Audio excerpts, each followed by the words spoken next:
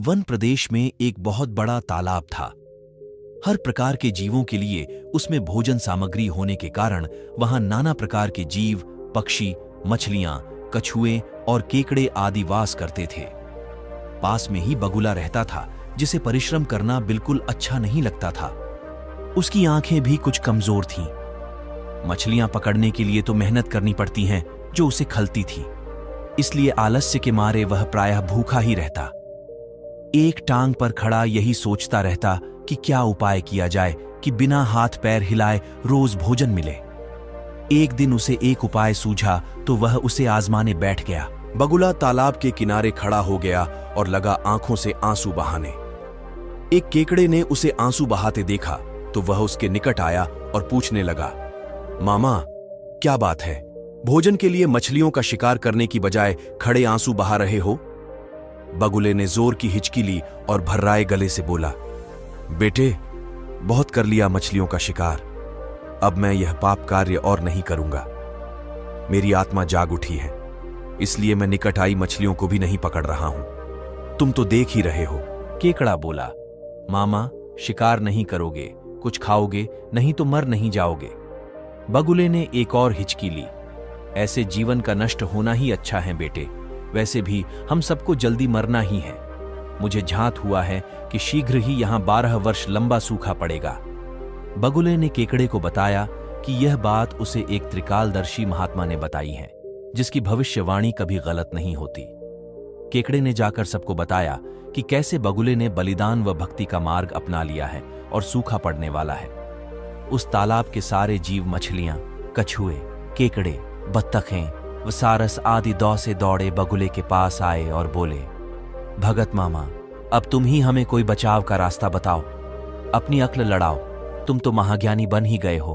बगुले ने कुछ सोचकर बताया कि वहां से कुछ कोस दूर एक जलाशय है, जिसमें पहाड़ी झरना बहकर गिरता है।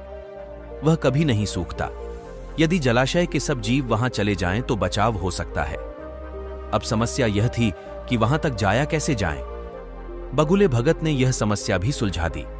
मैं तुम्हें एक एक करके अपनी पीठ पर बिठाकर वहां तक पहुंचाऊंगा, क्योंकि अब मेरा सारा शेष जीवन दूसरों की सेवा करने में गुजरेगा। सभी जीवों ने गदगद होकर बगुला भगत जी की जय के नारे लगाए। अब बगुला भगत के पौ 12 हो गई। वह रोज एक जीव को अपनी पीठ पर बिठाकर ले जाता और कुछ दूर ले जाकर एक चट्टान के पास जाकर उसे उस पर पटक कर मार डालता और खा जाता। कभी मूड हुआ तो भगत जी 2 फेरे भी लगाते और 2 जीवों को चट कर जाते। तालाब में जानवरों की संख्या घटने लगी। चट्टान के पास मरे जीवों की हड्डियों का ढेर बढ़ने लगा और भक्त जी की सेहत बनने लगी। खा खा कर वह खूब मोटे हो गए।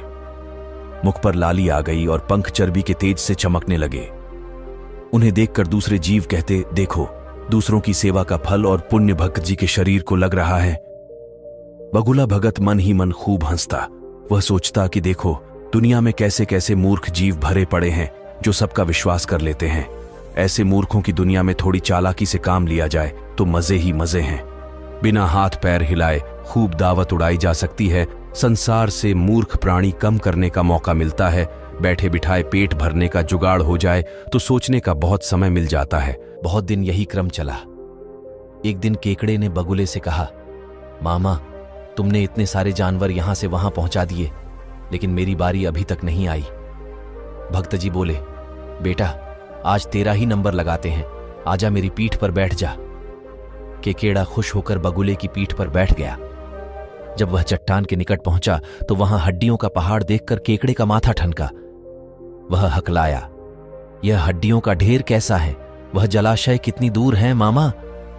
बगुला भगत ठां ठां करके खूब हंसा और बोला, मूर्ख, वहां कोई जलाशय नहीं है। मैं एक एक को पीठ पर बिठाकर यहां लाकर खाता रहता हूं। आज तू मरेगा। केकड़ा सारी बात समझ गया। वह सिहर उठा, परंतु उसने हिम्मत न हारी और तुरंत अपने जंबूर जैसे पंजों को आगे बढ़ाकर उनसे दुष्ट बगुले की गर्दन दबा दी और तब तक दबाए रखी जब तक उसके प्राण पखेरु न उड़ गए। फिर केकड़ा बगुले भगत का कटा सिर लेकर तालाब पर लौटा और सारे जीवों को सच्चाई बता दी कि कैसे दुष्ट बगुला भगत उन्हें धोखा देता रहा। सीख, दूसरों की बातों पर आंखें मूंद कर विश्वास नहीं करना चाहिए।